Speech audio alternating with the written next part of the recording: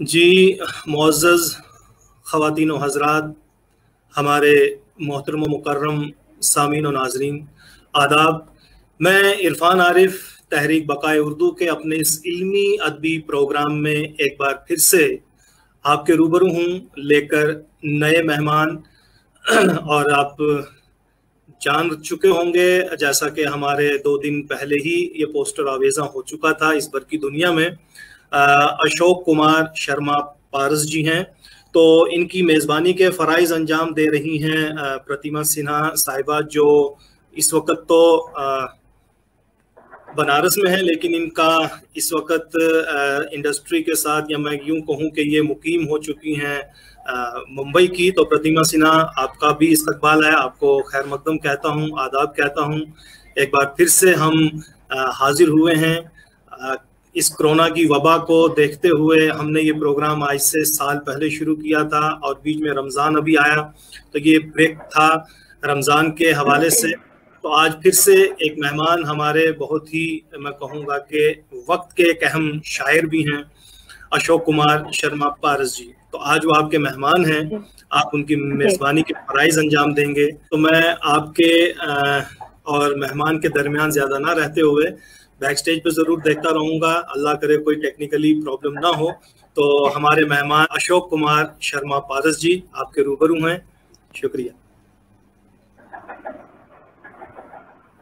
जी, बहुत बहुत शुक्रिया इरफान साहब। मैं एक बात ज़रूर कहना चाहूँगी कि इरफान साहब दरमियान नहीं होते हैं, इरफान साहब पूरे प्रोग्राम में ही होते हैं, रूहे रवा होते हैं प्रोग्राम के, तो वो कहीं भी बीच में एंटर कर सकते हैं। ये उनका न सिर्फ हक है बल्कि फ़र्ज़ भी है। और फिलहाल आज के जो हमारे मेहमान हैं, मोहतरम अशोक कुमार शर्मा पारस जी, आपका बहुत बहुत इस्तकबाल, खैर मकदम, वेलकम मैं करती हूँ इस प्रोग्राम में। मैं प्रतिमा सिन्हा फिलहाल बनारस से आपको सलाम भेज रही हूँ। आप उधमपुर में हैं, लेकिन बेसिकली आप डोडा जम्मू कश्मीर से बिलोंग करते हैं। तो सर, बहुत बहुत आपका स्वागत है इस प्रोग्राम में। और सबसे पहले मैं जानना चाहती हूँ आपसे कि इस प्रोग्राम में आकर आपको कैसा लग रहा है? जी, सबसे पहले तो तहरीक बक़ाए उर्दू के सरपरस्त आला जनाब सैयद फारूक बुखारी साहब, सदर मोहतरम जनाब इरफान आरिफ साहब, और आज की मेज़बान आप मोहतरमा प्रतिमा सिन्हा जी, तहरीक बक़ाए उर्दू के तमाम मेंबरान और लाइव प्रोग्राम से जुड़े तमाम नाजरीन की खिदमत में तहे दिल से आदाब। और ये तहरीक बक़ाए उर्दू की बहुत ज़रा नवाज़ी है कि मुझे आज इस प्लेटफार्म पे आने का मौका दिया है, और मुझे बहुत मुसरत है इस चीज़ की कि आपसे रूबरू होने का मौका मिला है और अपनी बात नाज़रीन तक पहुंचाने का आपने मौका फ़राहम किया है। इसके लिए बहुत बहुत शुक्रिया। जी, अशोक साहब, आप जिस डिपार्टमेंट से ताल्लुक़ रखते हैं, उस डिपार्टमेंट पे रहते हुए शेर व शायरी की खिदमत करना, ज़ुबान की खिदमत करना, अदब की खिदमत करना, ये अपने आप में हम कह सकते हैं 2 नाव की, 2 अलग-अलग कश्तियों की सवारी। और ये वही कर सकता है जो बहुत पारंगत हो, और बहुत, या तो वो दिल से बहुत जुड़ा हो हर चीज़ से, या बहुत ही पारंगत हो, माहिर हो अपने हर काम में। और जो आपके साथ तखल्लुस लगा है, आपका उपनाम जिसे हम हिंदी में कहते हैं पारस, तो हम सब जानते हैं कि पारस एक ऐसा पत्थर होता है जिसके छूते ही लोहा भी सोना बन जाता है। तो हम उम्मीद करते हैं कि आपकी जो मौजूदगी रही होगी अब तक अपने आसपास वालों के साथ, ऐसे ही रही होगी कि आपके साथ जुड़कर वो मुकम्मल हुए होंगे और ज़्यादा अच्छे हुए होंगे। और हमारा प्रोग्राम ख़ास तौर पे आज का ये एपिसोड भी कुछ ऐसा ही होगा। मेरा पहला सवाल कह लें आप, या जो हमारा तरीका है, या जो मेरी अपनी आपसे जानने की ख्वाहिश है, वो यही होगी कि अपने बारे में कुछ बताएं, तफसील से बताएं, शुरुआत से बताएं, अपनी तरबियत के बारे में, तालीम के बारे में, शुरुआती ज़िंदगी के बारे में। जी, मोहतरमा, मेरी पैदाइश जो है 18 मार्च सन 1972 में हुई है, और मेरी जाए पैदाइश जो है शशिपुरा कुल्हांड, ये गांव है ज़िला डोडा में, और ये सराज एरिया पड़ता है। बेसिकली जो चनाब वैली है, चनाब वैली की नॉर्थ में जो पड़ता है एरिया, वो सराज एरिया है। और सराज एरिया के आप समझे कि वस्त में मेरा गांव कुलूहांड पड़ता है। और सराज एरिया में कुछ 2-3 जबानें जो हैं लोकली बोली जाती हैं। एक तो सराजी है, उसमें कुछ सराजी ऐसी बोली है कि जिसमें संस्कृत के वर्ड्स भी हैं और उर्दू भी बोली जाती है उस एरिया में। और कश्मीरी जो है, कश्मीरी भी खास लैंग्वेज है उस एरिया में। तो ये जो है सराज एरिया का जो है कंपोजिशन इस तरह से बड़ा यूनिक है अपने आप में। तो कभी आप आए तो आपको भी लगेगा कि बहुत अच्छी जगह है रहने के लिए। और इब्तदाई जो है तालीम मेरी जो हुई है वो मेरे आबाई गांव में हुई है, मिडिल स्कूल कुलूहांड में। तो वहाँ से मैंने प्राइमरी और जो है मिडिल क्लासेस पास किए हैं। और उसके बाद जो है मेरे जो +2 और जो मैट्रिक का जो एग्ज़ाम हुआ है मेरा, वो मैंने boys higher secondary school Toda से पास किए हैं। उसके बाद जो है मेरी ग्रेजुएशन जो हुई है वो गवर्नमेंट डिग्री कॉलेज भद्रवा से हुई है। तो उसके बाद जो मेरी जो फर्दर पोस्ट ग्रेजुएशन वगैरह हुई है वो मैंने इन सर्विस की हैं। और जम्मू यूनिवर्सिटी से मैंने उर्दू डिपार्टमेंट से मैंने अपना MA उर्दू किया है और MA सोशियोलॉजी। तो ये मेरे तालीम के बारे में ही ये मेरा सफ़र रहा है। मेरे जो वालिद साहब हैं वो भी एक मुदर्रिस रहे हैं। और वक्त ने वफा न निभाई तो 2006 में उनका इंतकाल हो चुका है। और तो माता जी हैं मेरी घर में और वो हमारे साथ रहती हैं। और बाकी जो है मेरी फैमिली में मेरे वाइफ हैं आशा जी। और मेरे 2 बेटे हैं और 1 बेटी है छोटी। तो बस ये छोटा सा परिवार है, चल रहा है ऊपर वाले की फजलो करम से चल रहा है सारा। बाकी जो है जी बहुत खूब।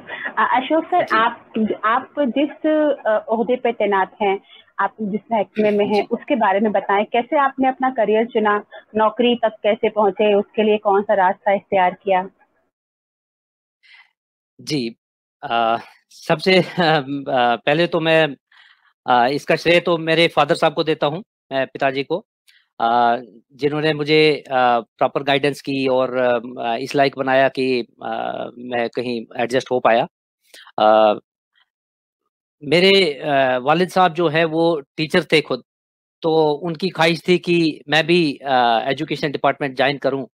लेकिन मेरा कुछ मिजाज इस टाइप का है कि मैंने जो है उस चीज़ को मतलब कि ज़्यादा तवज्जो नहीं दी उस वक़्त।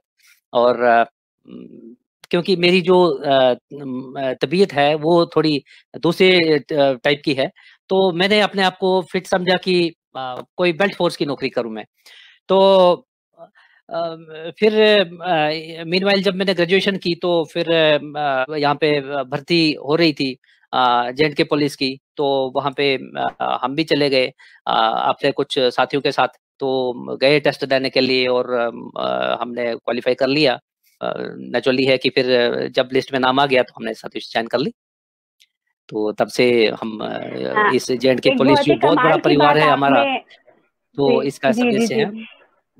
एक बहुत ही कमाल की बात आपने अभी कही कि आप थोड़े दूसरे मिजाज के इंसान हैं, और ये बहुत ही सुनने में जिसे कहते हैं ना कि आपको इसको समझना पड़ेगा या समझाना पड़ेगा। और हम तो समझ पा रहे हैं क्योंकि आप तहरीक बकाए उर्दू के प्रोग्राम में हैं, आप उर्दू जुबान से जुड़े हैं, शायर हैं, तो हम आपका समझ सकते हैं कि एक दूसरा मिजाज जो है वो क्या है और कितना खूबसूरत होगा। हालांकि मैं आपको बता दूं कि आप पुलिस में हैं, पुलिस कहीं की भी हो बहुत बहादुर मानी जाती है, लेकिन खास तौर पे J&K की पुलिस की जब बात आती है तो हम उसको सैल्यूट करते हैं कि जिस तरह के खतरों में रहते हुए वो आवाम के लिए अमन के लिए काम करती है। तो सैल्यूट है उस पुलिस को, आपके जरिए हम पहुंचाएंगे। इरफान साहब हमारे बीच हैं और शायद वो कुछ पूछने के लिए या मुझे कुछ रास्ता दिखाने के लिए हैं, तो मैं उनको कहती हूँ। वही मिसरा सुन के मतलब इनकी वो बात सुन के मुझे अपना मिसरा याद आया कि मैं आदमी कुछ अलग मिजाज का हूँ। मैं सिर्फ इन तक, क्योंकि हौसला बढ़ता है हमारे मेहमान का भी और हमारे जो सुनने वाले हों और खुद हमारा भी। बहुत अच्छा लगा। इस वक्त आपको सलाम भेज रहे हैं बर्लिन जर्मनी से अनवर जहीर रहबर साहब। तो वो कह रहे हैं कि नमस्ते बर्लिन जर्मनी से, आज बहुत दिन बाद यानी तबीयत की नासाजी थी, आपका इस प्रोग्राम में इस्तकबाल है, आपको देख पा रहा हूँ। और उनके साथ साथ हमारी तरफ से बहुत बहुत शुक्रिया। जी जी, तो सैयद शौकत हुसैन काजमी साहब हैं, ये रिटायर्ड केएस ऑफिसर हैं। ये भी कह रहे हैं कि अशोक कुमार पारस जी आपका इस्तकबाल है, मोहतरमा प्रतिमा साहिबा को भी। राकेश दिलबर सुल्तानपुरी साहब आपको आदाब कह रहे हैं।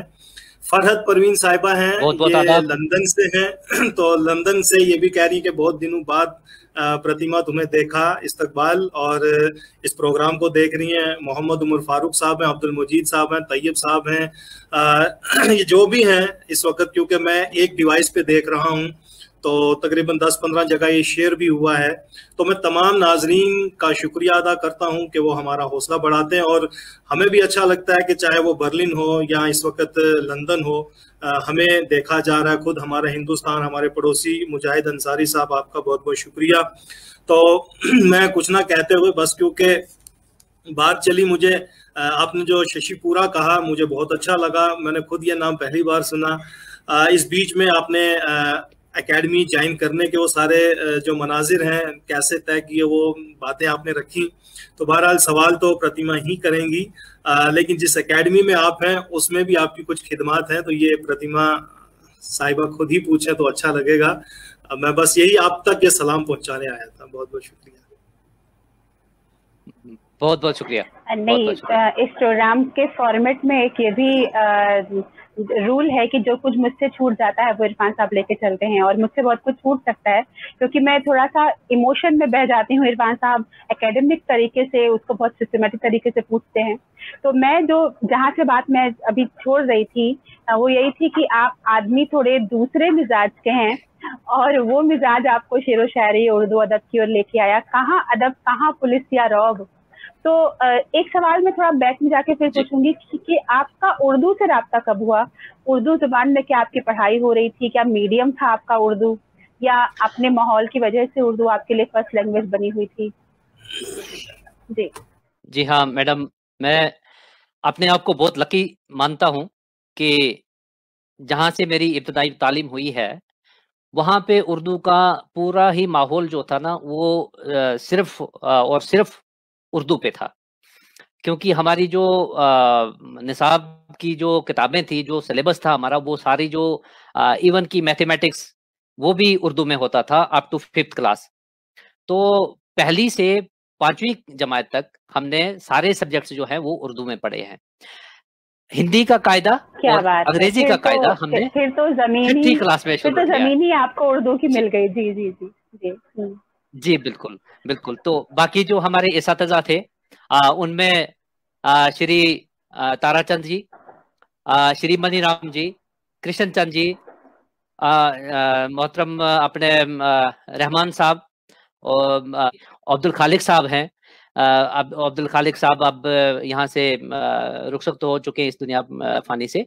तो बाकी कुछ हमारे ये सारे जो इसातिज़ा साहिबान थे, ये सब उर्दू में बहुत महारत रखते थे, और हर एक सब्जेक्ट पढ़ाते थे हमें अप टू 5th क्लास।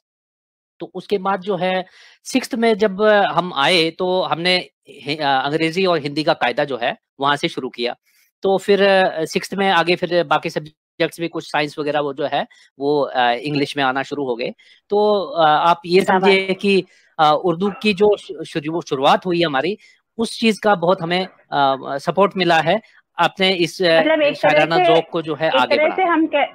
हम कह सकते हैं कि उर्दू आपकी मादरी जबान ही है। और क्या होती है मादरी जबान? जिसमें आप पहला लफ्ज पढ़ें, पहला हर्फ सीखें, वही होती है मादरी जबान, जिसमें आप अपने संस्कार सीखें, अपनी तरबियत लें। आप दूसरे मिजाज के इंसान हैं, ये आपने खुद कब समझा और लोगों को कैसे आप समझा पाए, और कैसे शेरो शायरी और उर्दू अदब की तरफ आपका झुकाव हुआ, पढ़ाई और जुबान के अलावा? हाँ, जी हाँ, इस बात से मेरी मुराद ये है कि जब मैंने अभी ग्रेजुएशन कर रहा था मैं, तो एजुकेशन डिपार्टमेंट में कुछ पोस्टें निकली थी। तो मेरे पिताजी ने मुझे सजेस्ट किया कि आप बेटा फॉर्म भर लो, अपने जो है टीचर की पोस्टें निकली हैं तो आप फॉर्म भर लो, आपको इंटरव्यू देना चाहिए टीचिंग जॉब के लिए। तो बगैर कुछ सोचे समझे मैंने अपने पिताजी से मेरा ये मतलब कि मैंने कहा, और वो अंदर की बात निकल गई कि पिताजी मैं जो है टीचिंग जॉब मुझसे नहीं हो सकता, क्योंकि मुझ में उतनी पेशेंस नहीं है, मुझ में उतना सब्र नहीं है कि मैं मतलब किसी बच्चों को, मुझे नहीं लगता है कि मैं अच्छी तरीके से हैंडल कर पाऊंगा, क्योंकि टीचिंग जॉब एक ऐसा जॉब है कि उसमें बहुत पेशेंस चाहिए है। कोई भी बहुत बच्चे बहुत को, एक पेशेंस चाहिए। नए बच्चे को सिखाना है, जी, बहुत पेशेंस चाहिए। तो मुझे लगता है कि उस टाइप की पेशेंस शायद मैं न दिखा पाऊँ, और वैसा काम करने की मुझे लगता है कोशिश नहीं करनी चाहिए कि जो मुझे अपने ऊपर थोपना पड़े। तो उन्होंने भी कोई ज़्यादा ज़ोर नहीं दिया कि हाँ जी, आपको करना चाहिए। फिर उन्होंने कहा कि ठीक है, आप डिसाइड कर लीजिएगा, जो आपको करना है वही कीजिए। तो फिर कुछ महीनों का वक़्फ़ा हुआ बीच में, तो जे-एंड-के पुलिस में जो है यहाँ पे कोई एडवर्टाइज़मेंट निकला था, तो हमने फॉर्म अप्लाई किया वहाँ पे, तो हमारी जॉब लग गई। तो फिर उसके बाद मेरा प्रमोशन भी हुआ। प्रमोशन के बाद जो है मेरी पोस्टिंग यहाँ पे पुलिस अकेडमी उधमपुर में है। यहाँ पे जो जे-एंड-के पुलिस की ट्रेनिंग अकेडमी है, जहाँ पे हमारे ऑफ़िसर्स को ट्रेन किया जाता है। तो आजकल मेरी तैनाती यहाँ पे उधमपुर में है। जी पिछले कुछ सालों से यहाँ पे ही हूँ। तो बहुत मतलब जी। कि जितना हो सकता है हम अपने डिपार्टमेंट को सहयोग कर रहे हैं यहाँ पे। अशोक अशोक साहब, मैं अब एक जी, शायर से मुखातिब होना चाहती हूँ। शायर का सफर कब शुरू हुआ, जी, कैसे शुरू? हालांकि अब ये बाद में हम आएंगे, इरफान साहब ने इशारा भी किया है कि पुलिस डिपार्टमेंट में होकर भी वो शायर काम करता रहा है, बहुत ज्यादा उसने कंट्रीब्यूशन किया है। लेकिन पहले शायर का जी, सफर कहाँ से शुरू हुआ? टीचर बनते बनते रह गए?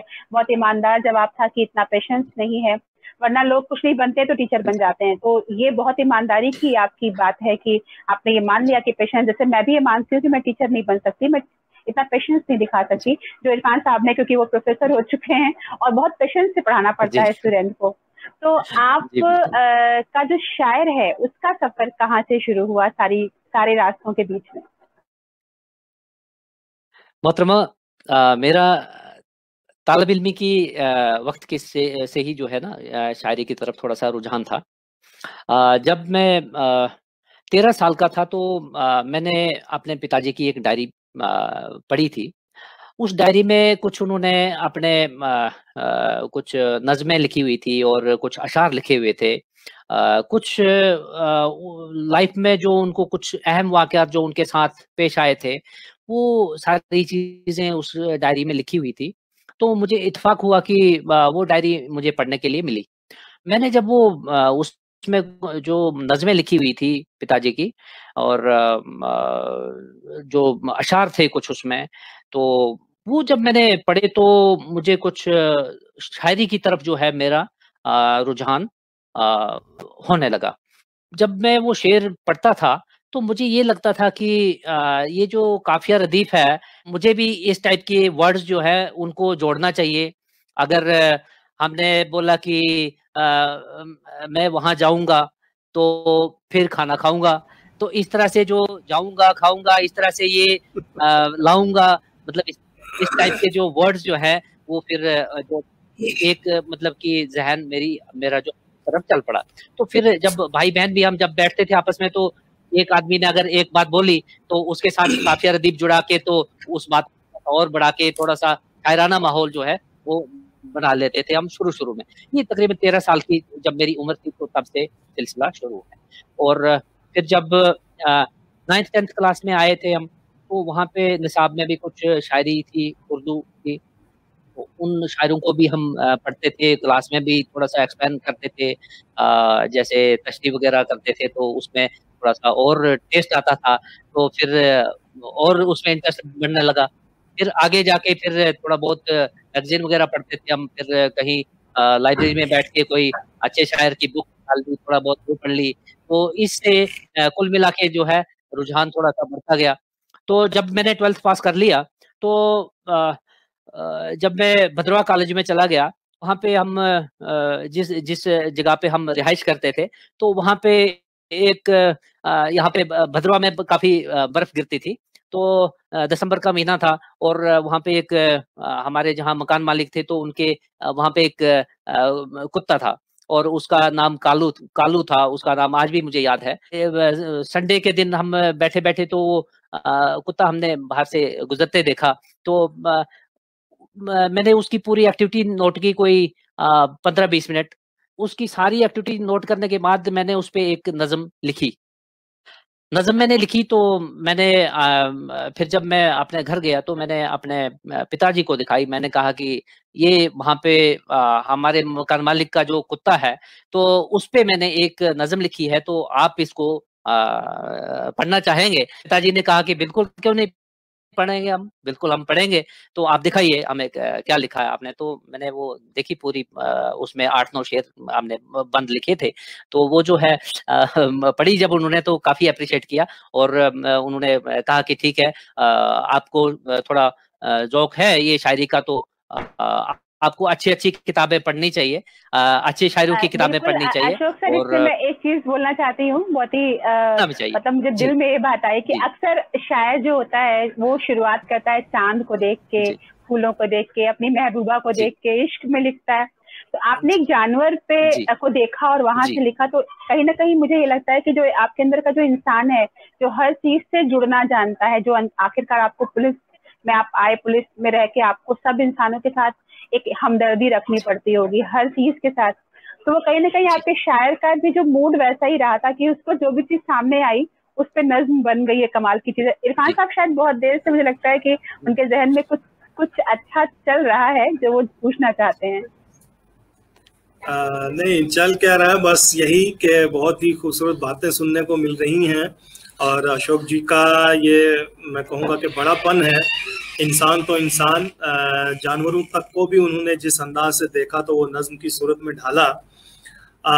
क्योंकि इनका ताल्लुक पुलिस से और पुलिस डिपार्टमेंट में रह के इन्होंने बहुत सारे काम किए हैं, हम इन्हीं की जुबानी सुनेंगे। मैं ये जानना चाहूंगा कि आप उधमपुर एकेडमी में अरसा दराज से हैं, तो क्या कुछ एकेडमी के लिए कर चुके हैं या वहाँ इस डिपार्टमेंट के लिए भी कुछ किया है, या डिपार्टमेंट में रह के कभी कोई कंपटीशन भी फेस किया है कि नहीं? इस तरफ भी हम आए तो फिर आपकी शायरी भी सुने, क्योंकि बहुत सारे शायर हमारे साथ जुड़े हैं तो वो शेर भी सुनना पसंद करेंगे। लेकिन जिस एकेडमी में जिस ओहदे पे हैं, क्योंकि हर डिपार्टमेंट अपने आप में एक कंपटीशन करवाता है, तो क्या कोई कंपटीशन करने का मौका मिला, कुछ लिखने का मौका मिला एकेडमी के लिए, अपने इस ओहदे के लिए, अपने डिपार्टमेंट के लिए? जी। एक चीज़ अर्ज़ करूँ कि यहाँ पे जे.एंड.के पुलिस का एक ऐसे राइटिंग कंपटीशन होता है बीच-बीच में। जब मैं सर्विस जॉइन की थी तो उसके कुछ साल बाद यहाँ पे एक ऐसे कंपटीशन हुआ था और उस ऐसे कंपटीशन में जो मौजू था वो था कि पुलिस मुयस्सर क्यों नहीं? कि पुलिस इतना कुछ करती है, बहुत विजिबिलिटी है पुलिस की हर जगह पे, मतलब इतना भाग-दौड़ रात-दिन सब लोग काम करते हैं, लेकिन फिर भी कुछ न कुछ कमी रह जाती है। और इसी मौजू पर जो है एक ऐसे लिखने के लिए कहा गया था कि पुलिस मुयस्सर क्यों नहीं? आखिर क्या बात है कि असर क्यों नहीं है पुलिस के काम में? मैंने थोड़ा-सा इसमें थोड़ा अपने व्यूज़ जो है वो कागज़ पे उतारे और मैंने भी अपनी एंट्री जो है सबमिट कर दी। तो बहुत एप्रिशिएट किया गया, उसमें मुझे फर्स्ट प्राइज़ मिला था और स्टेट लेवल का कॉम्पिटिशन था वो और डीजी साहब की तरफ से उसमें सर्टिफ़िकेट मिला था हमारे और कैश अवार्ड भी दिया गया था उसमें और हमारा जो एनुअल मैगज़ीन निकलता है जे.एंड.के पुलिस का, उसमें भी उसको पब्लिश किया गया था। तो एक तो वो हमारा रहा है इसमें मौका मिला था कि थोड़ा-सा अपना टैलेंट थोड़ा-सा उभारने का। और हाल ही में जहाँ पे शेर-ए कश्मीर पुलिस अकेडमी जो है यहाँ पे उधमपुर की, इसका एक थीम सॉन्ग हमने लिखा है। वो मैंने ही लिखा था और इस अकेडमी में जो एक्टिविटीज़ होती है उन सारी एक्टिविटीज़ को जो है उसमें कवर किया गया है। अ, ये पुलिस अकेडमी जो है ये स्टेट की पुलिस की यहाँ पे ट्रेनिंग होती है और जो हमारे केपीएस ऑफिसर्स होते हैं और बाकी जो सब इंस्पेक्टर्स होते हैं, बाकी दूसरे रैंक्स के जो प्रमोशन के कोर्सेज होते हैं यहाँ पे, तो उनकी जो है बेसिक कोर्सेज भी होते हैं, इन सर्विस कोर्सेज भी होते हैं, तो बहुत सारी एक्टिविटीज यहाँ पे चलती हैं। तो इसी चीज को जो यहाँ पे कुछ सालों से मेरी यहाँ पे रही है पोस्टिंग, तो यहाँ पे जो मैंने पुलिस एकेडमी का गीत लिखा है, उसके अगर आप इजाजत दें तो मैं कुछ थोड़ा सा सुनाऊं आपको कि क्या लिखा है हमने। कि जी बिल्कुल, पुलिस बिल्कुल हम एकेडमी, सुनना चाहेंगे। जी, पुलिस एकेडमी उधमपुर है जेकेपी की शान, पुलिस एकेडमी उधमपुर है जेकेपी की शान, हासिल करते यहाँ तरबियत अफसर और जवान, हासिल करते यहाँ तरबियत अफसर और जवान। मंसूबे ऊंचे हैं अपने, ऊंची अपनी उड़ान, मंसूबे ऊंचे हैं अपने, ऊंची अपनी उड़ान, कदम चले तो जमी हिले हम चलते सीना तान, कदम चले तो जमी हिले हम चलते सीना तान। रब तो जब्त को कायम रखते देते ये पैगाम, रब तो जब्त को कायम रखते देते ये पैगाम, हो कानून की बालादस्ती चाहे जो हो अंजाम, हो कानून की बालादस्ती चाहे जो हो अंजाम। मश्क पे अपनी रश्क करें डालें वो बुनियाद, मश्क पे अपनी रश्क करें डालें वो बुनियाद, फौलादी है इरादे अपने फौलादी हो जान, फौलादी है इरादे अपने फौलादी हो जान। फर्ज निभाएंगे वर्दी का हो मुश्किल या आसान, फर्ज निभाएंगे वर्दी का हो मुश्किल या आसान, मुल्क और कौम की खातिर हम दे देंगे अपनी जान, मुल्क और कौम की खातिर हम दे देंगे अपनी जान। बागी दागी हम न बनेंगे अज़्म यही दोहराते हैं, बागी दागी हम न बनेंगे अज़्म यही दोहराते हैं, सच्चे मुहाफिज बन के हम सच पे लाएंगे ईमान, सच्चे मुहाफिज बन के हम सच पे लाएंगे ईमान। तो ये जो है बहुत ये ही हमारा खूब। पुलिस हाँ, एकेडमी का, हाँ जी, गीत लिखा गया है। जेकेपी तो का अभी पूरा इसको हमने आपने एक किरदार बता दिया हमें। जी जी जी, तो ये जो एक्टिविटीज यहाँ पे ट्रेनिंग के दौरान जो होती हैं वो इसमें कवर हो जाती हैं, और इसका वीडियो भी हमने बनाया था, उसमें हमने फेसबुक पे डाला हुआ है, यूट्यूब पे भी है, आप अगर देखना चाहें तो देख भी सकते हैं। और काफी लोगों जी ने अप्रिशिएट भी किया, पुलिस वालों ने तो किया ही, सिविल लोगों ने भी बहुत इसको जो है बहुत सराहा है। जी जी। सर एक सवाल अब मैं करूंगी, आपकी किताब भी आई है जी तो उसके बारे में हमें जी कुछ बताएं, और उसके बाद आपसे हम कुछ सुनना भी चाहेंगे, क्योंकि हमारे बहुत जी सारे नाज़रीन हमको देख रहे हैं और वो आप एक शायर से कुछ सुनना जरूर चाहेंगे, तो मैं चाहूंगी किताब के बारे में कुछ बताएं जी और अपने कुछ अशार और गज़लें हमें सुनाएं। जी जी मोहतरमा, ये आहटें नाम से ये शेरी मजमुआ जो है मेरा छपा है, और ये आहटें, और इसका जो है यहाँ पे रस्म रूनुमाई हुई थी 19 अप्रैल को जम्मू में, यहाँ ऑडिटोरियम है गुलशन ग्राउंड में, यहाँ पे हमारे additional DGP doctor SD Singh Jamwal साहब ने इसका जो है रस्म रूनुमाई की थी। और इसमें डिपार्टमेंट ऑफ उर्दू जो है उसके एचओडी जो है अपने रियाज साहब, वो भी मौजूद थे वहाँ पे, और बाकी कुछ और भी मौजूद मेहमान थे वहाँ पे हमारे। तो आहटें बेसिकली मेरी शायरी का मजमुआ है, और इसमें 130 गज़लें टोटल हैं। ये गज़लें कुछ मैंने जो शुरू की मेरी शायरी है, जब कॉलेज टाइम की जो मैंने कुछ गज़लें लिखी हुई हैं उसमें वो शामिल हुई है, और कुछ गज़लें जो है सर्विस के दौरान भी कुछ लिखी हुई हैं। कुल मिला के पुराना नया कुछ कलाम है इसमें। तो जी 130 सर, गज़लें जो हैं ये लिखी हैं। 130 गज़लें जी मतलब अच्छा खासा नंबर है ये। तो वाकई में जी अपनी नौकरी और बाकी चीज़ों के बीच में आपने इतनी गज़लें आप कह पाए, ये बहुत बड़ी बात है। तो हम आपकी कुछ खास, जी जो आपको लगता हो कि आपकी खास गज़लें हैं, वो हम सुनना चाहेंगे। जी, ज़रूर कुछ अर्ज़ करूँगा मैं। अ,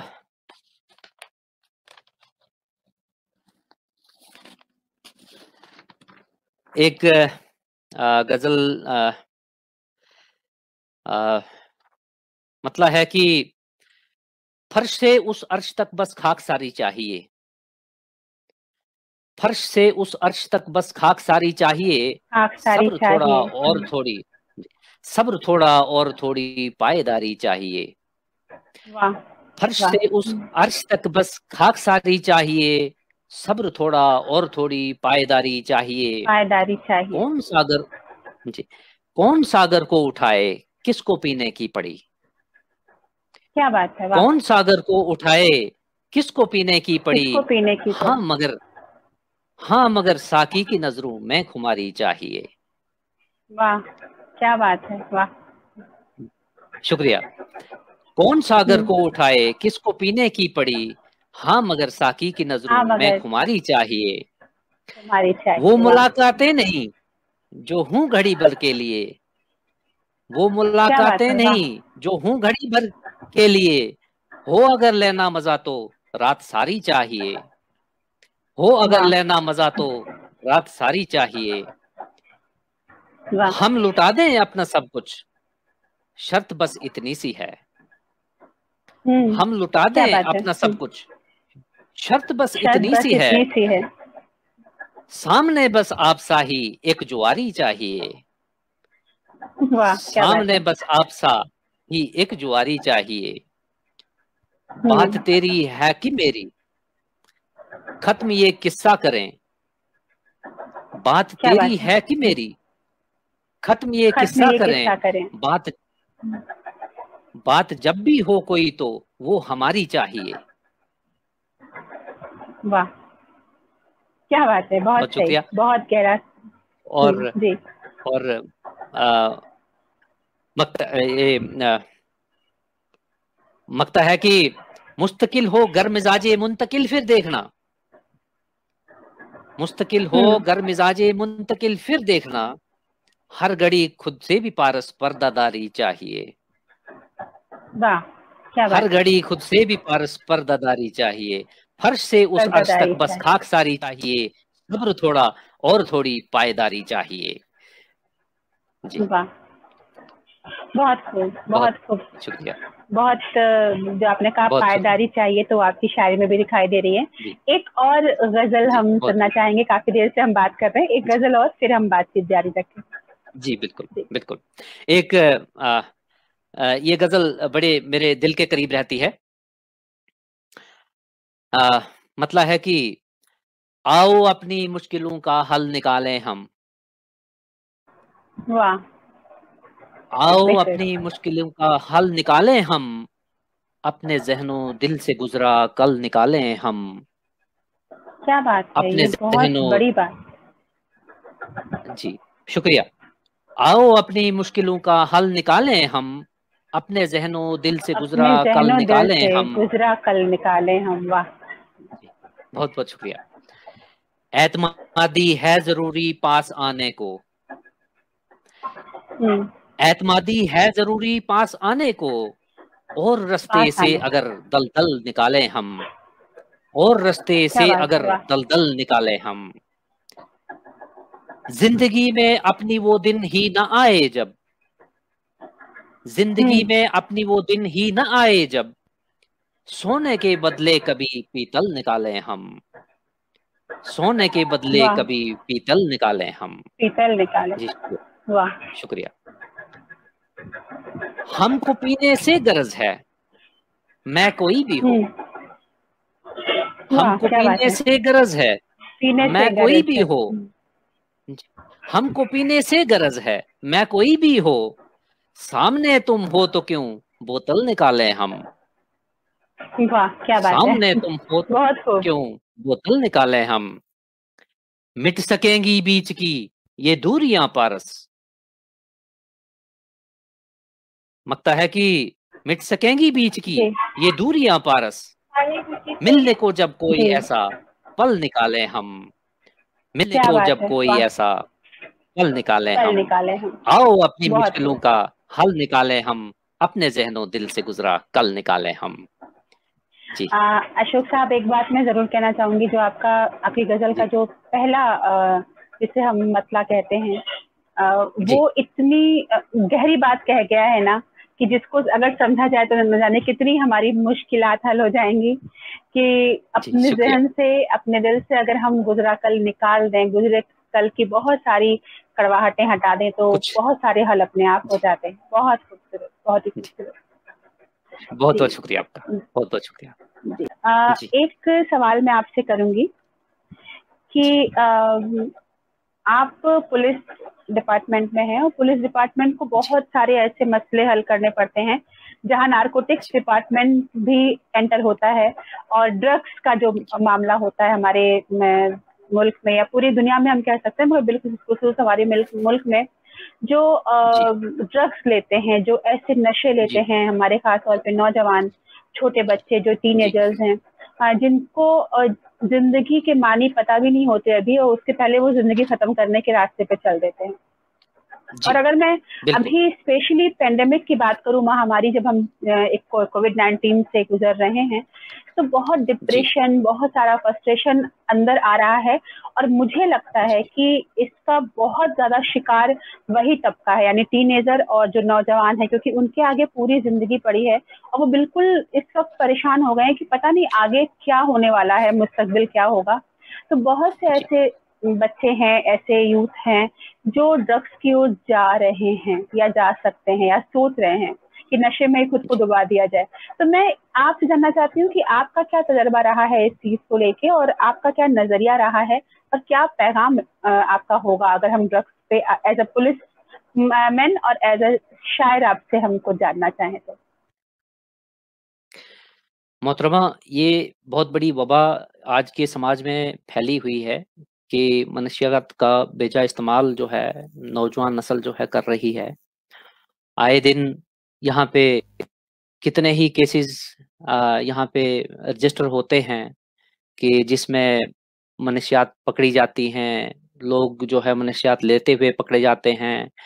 कितने अगल बगल में नजर दौड़ाई जाए तो पेपर रोज भरे होते हैं कि फलां जगह पे ड्रग्स पकड़ गए, फलां जगह पे जो है किसी ने सुसाइड कर लिया, फलां जगह पे जो है ड्रग्स का जो है सेवन करते हुए पकड़े गए लोग। तो ये सब जो है बहुत बहुत वबा फैल चुकी है, और नौजवान नस्ल जो है इसमें ज़्यादा मुलव्वस हो रही है। नौजवान जो है हमारे वो इसमें जो है बहुत मुतासिर हो रहे हैं। इसमें कोई शक नहीं कि समाज में कुछ ऐसी बातें हैं कि जिससे लोग डिप्रेशन में चले जाते हैं, लेकिन नशा करना किसी मुश्किल का, किसी परेशानी का कोई हल नहीं है। जो लोग इस लत के शिकार हो जाते हैं, उनका वापसी का रास्ता जो है बहुत मुश्किल हो जाता है कि वो इससे वापस आ सकें, बहुत मुश्किल है। इसलिए नौजवानों से यही अपील है हमारी कि इस रास्ते पे जाने से अपने आप को बचाएं। इसमें कोई शक नहीं कि समाज में कई तरह के लोग रहते हैं। ये समाज एक ऐसा गुलदस्ता है, इसमें अच्छे भी हैं, बुरे भी हैं, पढ़े लिखे भी हैं, अनपढ़ भी हैं, बेरोजगार भी हैं, रोजगार वाले भी हैं। हर किस्म के लोग जो हैं मिलके समाज बनता है। कुछ लोग अपने थोड़े से फायदे के लिए नौजवानों को जो है गलत राह पे ले जाते हैं, और नौजवान इस चीज का जब तक समझ पाए इस चीज को, इसके नुकसानात जो इसके नुकसानात क्या हैं, उस तक जब तक उनकी समझ पहुंचती है तब तक बहुत देर चुकी हुई होती है। तो हमारी यही अपील है कि समाज को बनाने में लोगों का जो है बहुत रोल है। हम जैसा समाज चाहते हैं उसके लिए हमें कुछ न कुछ तो हर एक आदमी का फर्ज है वो अदा करना चाहिए। कोई कहे कि पुलिस जो है हर एक आदमी के पीछे नजर रख सकेगी, ऐसा लगता नहीं है।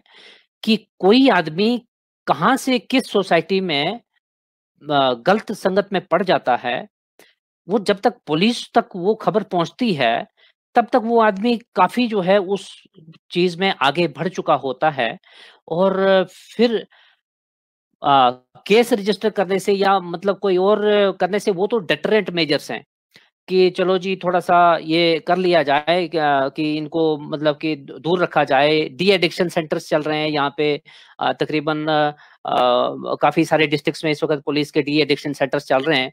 तो वहाँ पे चलो जो लोग मनशियात का शिकार हो जाते हैं तो उनको वहाँ पे थोड़ा बहुत ट्रीटमेंट दिया जाता है और बहुत सारे लोग रिकवर भी कर गए हैं। लेकिन उनकी हेल्थ जो है बहुत अफेक्टेड हो जाती है ड्रग्स की वजह से। तो इसलिए जो है समाज में मतलब इन्वॉल्व होने से पहले ही इस चीज़ को रोकना, बच्चों को इस चीज़ से बचाना, ये पहल होनी चाहिए। और इसमें हमारे जो बुजुर्ग लोग हैं वो भी या जो पेरेंट्स हैं उनका भी कुछ फर्ज बनता है। बहुत सारे लोग जो हैं बाद में पछताते हैं कि जब कोई बच्चा किसी का सुसाइड कर लेता है या कहीं मतलब कि ड्रग्स के ओवरडोज की वजह से जो है उसका कोई नुकसान हो जाता है तो फिर वो पछतावे के सिवा कुछ हाथ नहीं आता है उनको भी। तो इसलिए पेरेंट्स को भी मोहतात रहना है और बच्चों को खास करके अच्छे बुरे की तमीज़ रखनी चाहिए कि क्या हमारे लिए अच्छा है, क्या बुरा है, वो तो समझ में आ ही जाता है। लेकिन मनशियात जो है बहुत एक बुरी ये एक वबा है सोसाइटी के लिए। और हम लोग यही मैसेज भी देंगे सर आपकी तरफ से भी अपनी ओर से भी कि नशा अगर करना इतना जरूरी है, नशा करने का इतना ही शौक है तो उर्दू का नशा कीजिए, शेरो शायरी का नशा कीजिए, जिंदगी का नशा कीजिए, मोहब्बत का नशा कीजिए। ये नशा मत कीजिए जो आपको मौत की तरफ ले जाता है। जी इरफान साहब हमारे साथ फिर हैं और मैं इरफान साहब को कहूंगी कि आप कुछ सवाल करें अपनी ओर से। जी जी इसके साथ ही जुड़ी हुई एक और बात मैं यहाँ पे रखना चाहूंगा, अगर इरफान भाई भी इजाजत दें तो।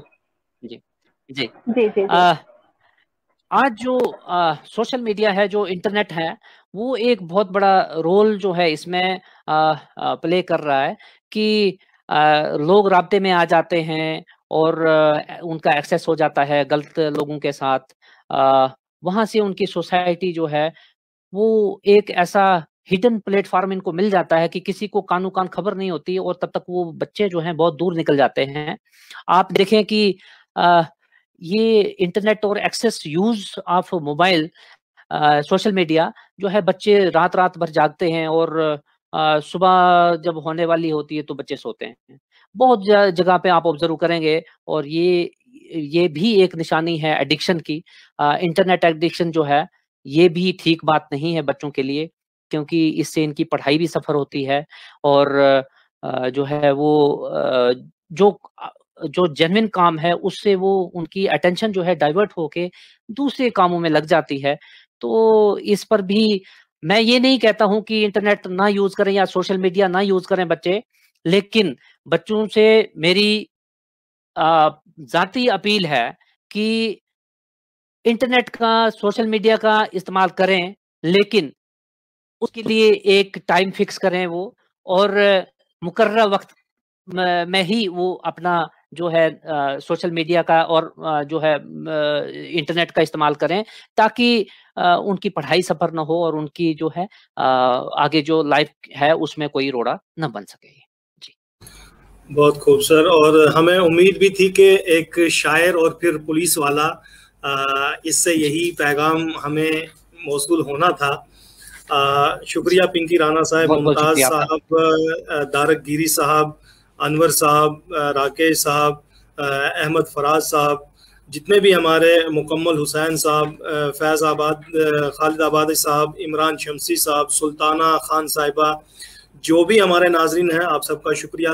अशोक साहब, महसूस कर रहा था कि आप, चूँकि इस वक्त हम पेंडेमिक में देख रहे हैं कि जिनको भी हम फ्रंट लाइन वॉरियर्स कह रहे हैं, वो चाहे डॉक्टर्स हों, नर्सिस हों, पुलिस हो, आर्मी हो, उस बीच में आप भी हैं।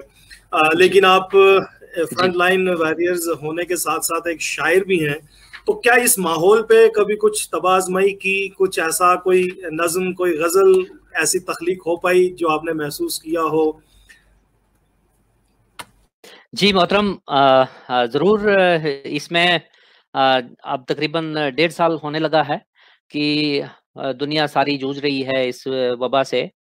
और शायरी तो एक शायरी तो बिखरी हुई है, रास्तों में है, पत्थरों पे है, पेड़ों पे है, और बहते हुए पानियों में है, हवाओं में है, आसमानों में है। शायरी ही शायरी है हर जगह पे। और कोविड जो है, कोविड भी कुछ इसका भी कुछ रोल रहा है। ये भी शायरी में शायरी के लिए इसने भी कुछ मवाद दिया है। और हम अगर आप इजाज़त दें तो कुछ सुनाना चाहूँगा मैं इसमें भी। जरूर जरूर। जी। एक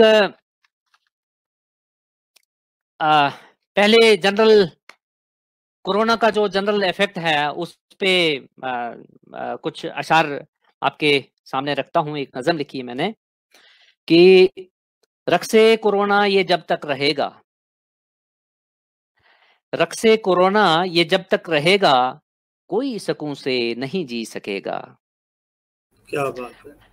रक्से ये रक्स कोरोना कोरोना। ये जब तक रहेगा, कोई सुकून से नहीं जी सकेगा। धीरे से पाँव पसारे हैं इसने, धीरे से पाँव पसारे हैं इसने, आगे न जाने ये क्या क्या करेगा, आगे न जाने ये क्या क्या करेगा। मातम ज़दा सारी दुनिया हुई है, मातम ज़दा सारी दुनिया हुई है, दहशत का माहौल कब तक रहेगा। जीने की कोई तमन्ना न होगी, जीने की कोई तमन्ना न होगी, हर कोई घाव ही इतने सहेगा, हर कोई घाव ही इतने सहेगा। जो लोग बीमार हुए इससे, वो भी सुकून से नहीं हैं। भले ही वो ठीक हो गए हैं, लेकिन अभी ठीक नहीं कह सकते उनको। दिन ब दिन नए वेरिएंट आ रहे हैं, परेशानियाँ बढ़ ही रही हैं। हमारे डॉक्टर लोग, तबीब लोग जो हैं, वो भी लगे हुए हैं कि इसका हल निकाला जाए, लेकिन परेशान हैं वो। इनके लिए भी एक शेर है कि हैरत तबीबों को होने लगी है, हैरत तबीबों को होने लगी है, मर्ज़े मुसलसल ये कब तक चलेगा, मर्ज़े मुसलसल ये कब तक चलेगा। और इश्क व मोहब्बत है माज़ी की बातें, कल को ज़माना यही तो कहेगा।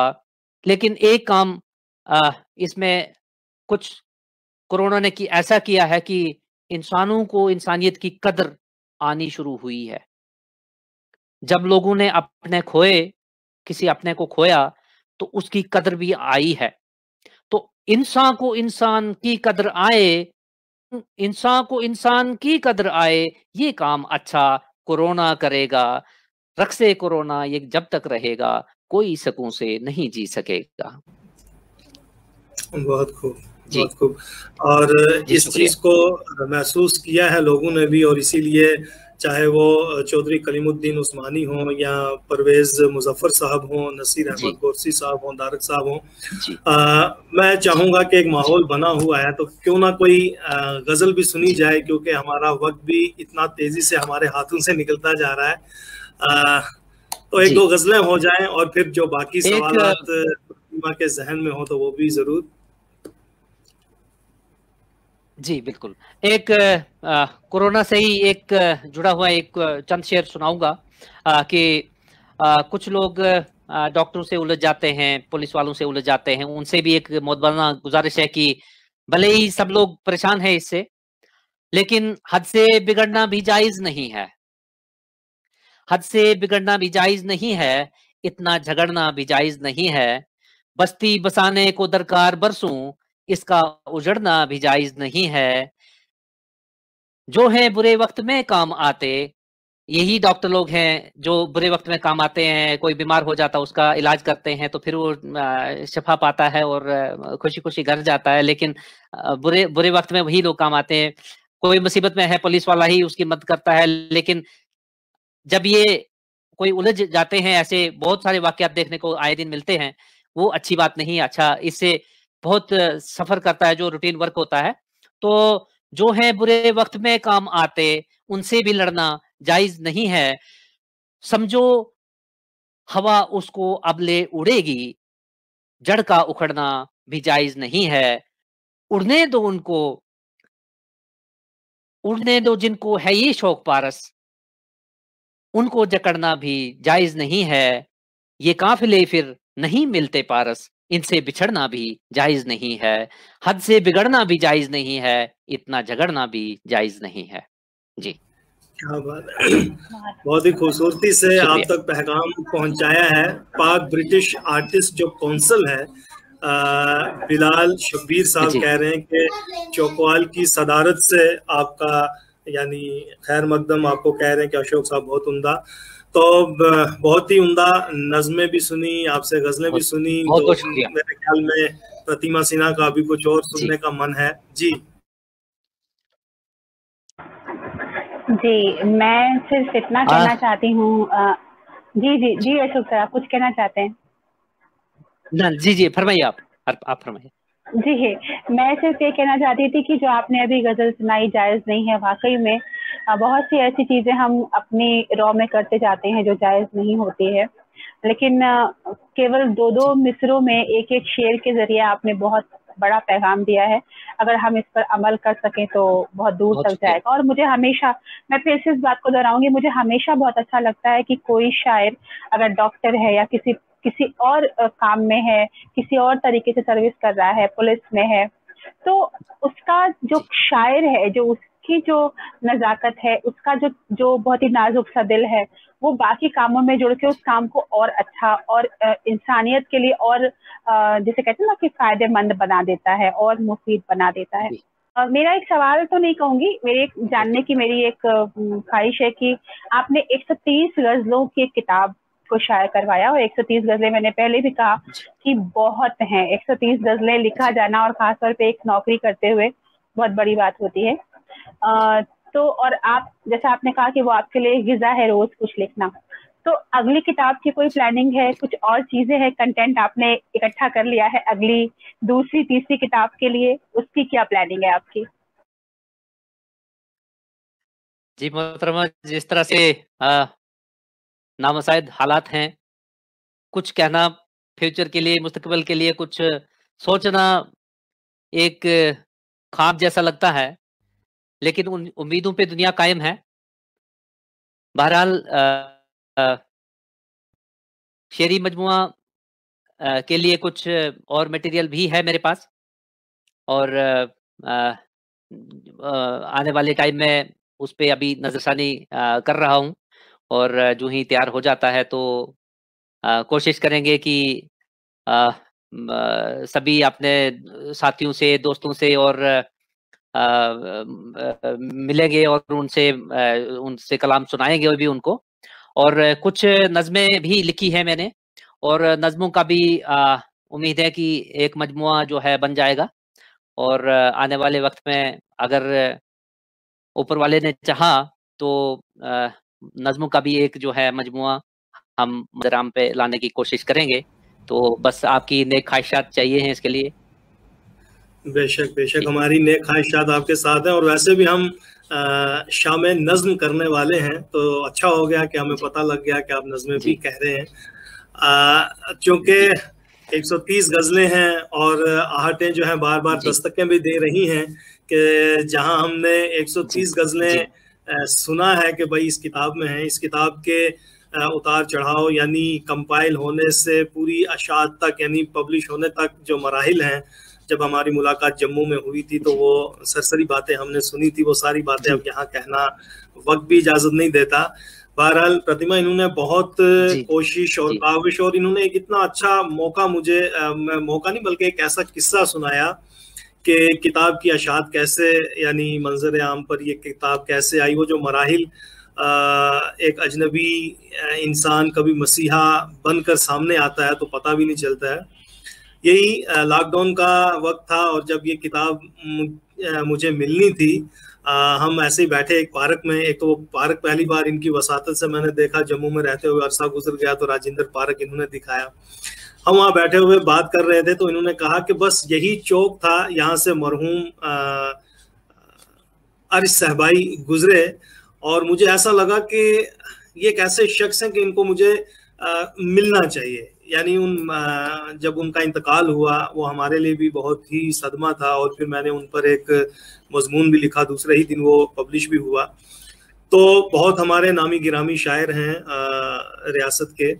तो इन्होंने कहा कि मुझे ऐसा लगा, मतलब इतना दिल छू लेने वाला वाकया है, पता नहीं इन्होंने कहा अपनी गुफ्तगू के दौरान या नहीं, क्योंकि मैं बीच में से थोड़ा आगे पीछे हुआ, लेकिन मुझे उस वाकये ने बहुत छू लिया। इन्होंने कहा कि इस मुकाम पे हमारी, मतलब ऐसे ही जैसे हम एक फ्लैशबैक देखते हैं, कोई आया और गुजर गया, तो वो एक कितना खिंचाव हुआ कि मैं उनके घर तक पहुंच गया। मैंने कहा कि जी ऐसा लगा कि आपसे मेरा मिलना या मुझे अपना कुछ दिखाना, तो बहरहाल ये एक सबब बना था। आहटें जो है मंजर आम पर आई, वो बहुत अच्छा एपिसोड है। इनसे वो बातें, वो कहानी जरूर सुनेंगे कभी, लेकिन मैं आप तक या अपने नाजरीन तक ये पहुंचाना इसलिए चाह रहा था कि ये आहटें जो है महसूस की हैं इन्होंने जब ये पब्लिश नहीं हुई थी। ये मसवदा लेकर जम्मू आए और अचानक एक शख्स ऐसा मिलता है कि मुझे लगता है कि ये उसको दिखाना चाहिए, और उनको दिखाया, फिर उन्होंने उस पर लिखा भी है, और मैं लिखते लिखते रह गया। ये मेरी बदकिस्मती है, लेकिन इंशाल्लाह जरूर लिखूंगा।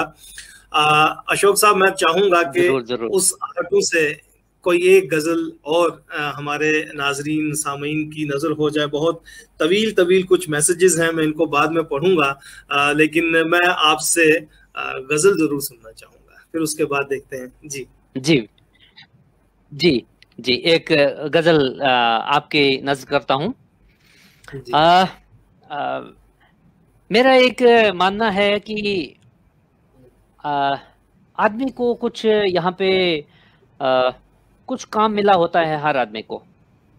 कुछ तो सोसाइटी के लिए हम करते हैं, और कुछ हमें अपने रोजगार के लिए करना होता है। कुछ हमें हमारा फर्ज है, कुदरत की तरफ से भी हमें करने होते हैं कुछ काम, जो अगर नहीं करेंगे तो कई चीजें समाज की अच्छाई होते होते रह जाएगी। तो इसलिए अच्छे काम में हर आदमी को लगे रहना चाहिए, और उस पे और उसको कितनी खूबसूरती से हम कर सकते हैं उस पे भी आदमी को नजरसानी करते रहना चाहिए, और आगे बढ़ते रहना चाहिए। अपना हर एक कदम जो है सोच समझ के आगे बढ़ाते रहना चाहिए। तो इसी सिलसिले में इस गजल में भी कुछ अशार मैंने इसमें कलमबंद किए हैं कि अपने शजर को देखिए, अपने समर को देखिए, अपने शजर को देखिए, अपने समर को देखिए, हर लफ्ज अपने गीत के जेरो जबर को देखिए, इस चार सू फैले हुए खौफो खतर को देखिए, नजरे इनायत कर जरा दीदाए तर को देखिए। इस चार सू फैले हुए खौफो खतर को देखिए, नजरे इनायत कर जरा दीदाए तर को देखिए। कई लोग मुफलसी की हालत में हैं, कैसे जिंदगी गुजार रहे हैं वो तो वही जानते हैं, लेकिन कुछ लोग अगर उनकी सहायता करें, मदद करें, तो थोड़ी बहुत राहत उनको भी मिल सकती है। लेकिन वो तभी हो सकता है अगर हमारी नजर वहां तक पहुंचे, हम सोचें उस बारे में। इसीलिए इस चार सू फैले हुए खौफो खतर को देखिए, नजरे इनायत कर जरा दीदाए तर को देखिए। मातम कदा दोनों जहां जिनके हुए हैं अब लोग, वो किस हाल में जीते हैं टीवी की खबर को देखिए। कई लोग अपने पड़ोसी से भी हाल नहीं पूछ पाते हैं आजकल। मादियत की जो दुनिया है, इसमें आदमी आज का उलझ चुका है। मटेरियलिज्म बहुत ज्यादा आ चुका है कि मातम कदा दोनों जहां जिनके हुए अब लोग, वो खबर टीवी में आ जाती है लेकिन पड़ोसी को पड़ोसी की खबर नहीं होती है। मातम कदा दोनों जहां जिनके हुए अब लोग, वो किस हाल में जीते हैं टीवी की खबर को देखिए। ऊंची उड़ाने भर के भी गर हाथ कुछ ना आए, तो फिर छोड़ हस्ती गैर की अपने ही घर को देखिए। इस जिंदगी में दौड़ते रहना अहम है दोस्तों, इस जिंदगी में दौड़ते रहना अहम है दोस्तों। वरना यहीं पर आज ही झुकती कमर को देखिए। वक्त कब गुजर जाता है कोई पता नहीं लगता है। दौड़ में है हर आदमी, ऐसे में ही बुढ़ापा आ जाता है, पता नहीं लगता है कब वक्त गुजर गया। बचपन किधर गया, जवानी किधर गई। आज हम देखते हैं कि काश वो बचपन लौट आता, लेकिन वो पॉसिबिलिटी नहीं होती है। फिर इस जिंदगी में दौड़ते रहना अहम है दोस्तों, वरना यहीं पर आज ही झुकती कमर को देखिए। और लगता है कि सोबत मिली कैसी किसे, पारस असर को देखिए, बातन को भी पहचानिए, दस्ते हुनर को देखिए, अपने शजर को देखिए, अपने समर को देखिए, हर लफ्ज अपने गीत के जेरो जबर को देखिए। जी बहुत उम्दा, बेशक, बहुत ही खूब। बहुत शुक्रिया परवेज शहरयार साहब, आपका कलाम सुन के कह रहे हैं कि बहुत उम्दा।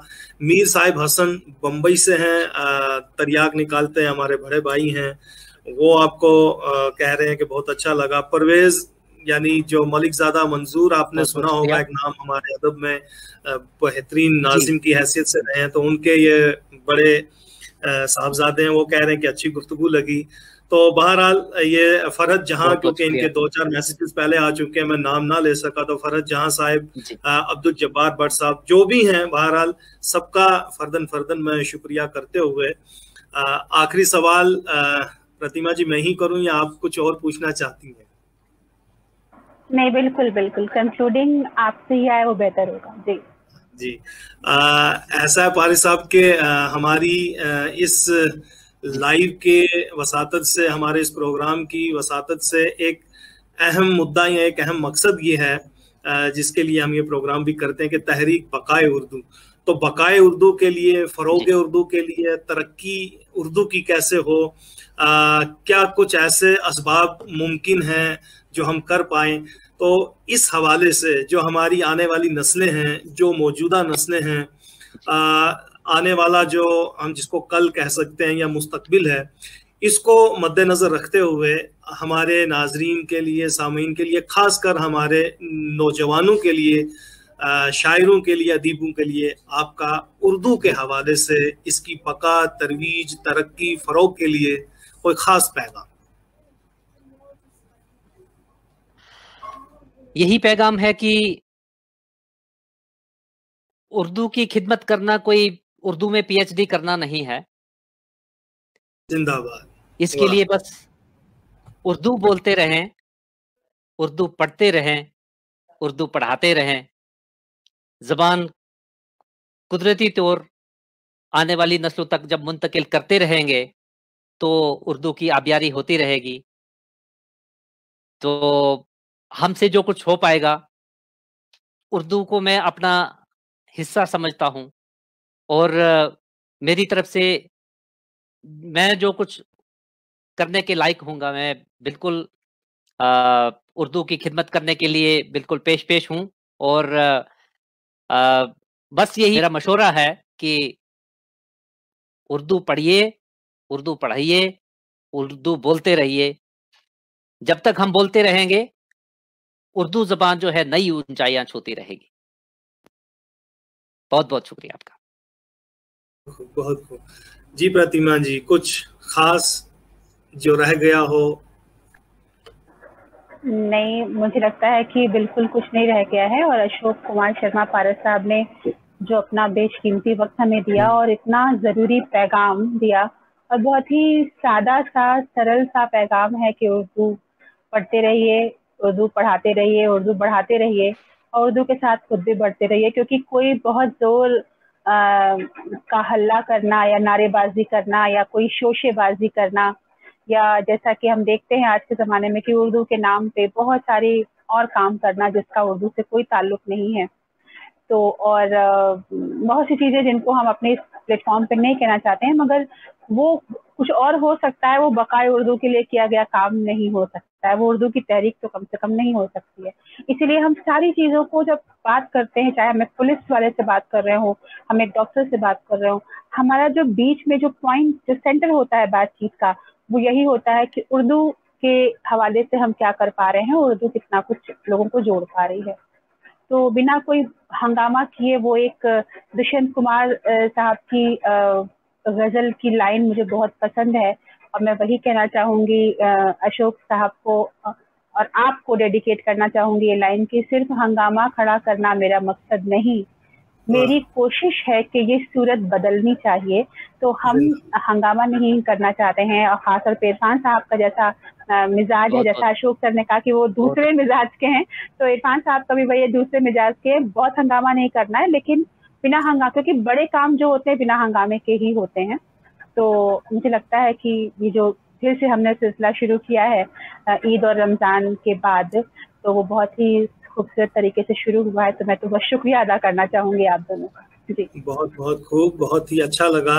और अशोक जी, जाते जाते मैं वही कि कुछ ऐसा मन में कोई बात हो जो जाते जाते आप कहना चाहते हो, मैं आप तक ये भी पहुंचा दूं कि राजा मुजफ्फर कुमार साहब हैं, दारकगिरी साहब हैं, जिनके अभी अभी मैसेजेस आ रहे हैं। तमाम सामीन और नाजरीन का अपनी तरफ से, हमारे मेहमान अशोक जी, उनकी तरफ से, जो आज की मेजबान है, होस्ट हैं प्रतिमा सिन्हा की तरफ से, सबका शुक्रिया अदा करते हुए आखिरी कुछ अगर अल्फाज जो आप कहना चाहते हो अशोक साहब। बस यही है कि नेक ख्वाहिशात हैं सबके लिए, इरफान भाई साहब के लिए, प्रतिमा मैडम के लिए, अपने सैयद फारूक बुखारी साहब के लिए, तहरीक बकाए उर्दू के तमाम मेंबरान के लिए नेक ख्वाहिशात, और सभी तंदुरुस्त रहें।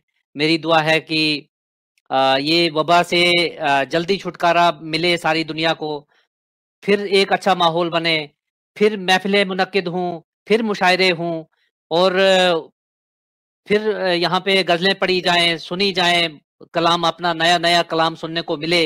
और ऊपर वाले से भी यही उम्मीद है कि दुनिया को निजात मिले इस वबा से, और तंदुरुस्त रहे हर आदमी। बहुत बहुत शुक्रिया उर्दू के चाहने वालों के लिए जी शर्मा साहब, आपका खूबसूरत सा पैगाम हमारे तमाम नाजरीन, सामीन और आने वाली नस्लों तक पहुंचता रहेगा, क्योंकि ये लाइव जो है हम तहरीक बकाए उर्दू के फेसबुक पेज पे भी रहता है, और हमारा जो तहरीक बकाए उर्दू नामी यूट्यूब चैनल है उस पे भी हम ये डालते हैं। तो इंशाल्लाह ये रहे, और आपकी आवाज़, ये प्यार, ये अमन, ये मोहब्बत कायम रहे, और ख़ास करके हम इस कोरोना जैसी वबा से जल्द निजात पाएँ। अमरजीत कौर नीर साहिबा, आपका शुक्रिया, और जितने भी हमारे सामीन अभी तक, नाजरीन अभी तक देख पा रहे थे, सुन पा रहे थे, या इसके बाद भी जो सुनेंगे, उन सब का शुक्रिया अदा करते हुए एक ऐलान और करना चाहूँगा। कल देखना ना भूलिएगा BBC लंदन की मोतबर आवाज़, आप सब जानते भी होंगे, रज़ा अली आब्दी साहब को देखना ना भूलिएगा। उनकी भी एक लंबी कहानी है, यानी हमारे ही हिंदुस्तान से लंदन तक का सफ़र, फिर BBC की एक खूबसूरत आवाज़ बन बैठे हैं। उनका प्रोग्राम भी देखना ना भूलिएगा। जब तक के लिए खुदा हाफिज, शब्बा खैर, जय हिंद। बहुत बहुत शुक्रिया।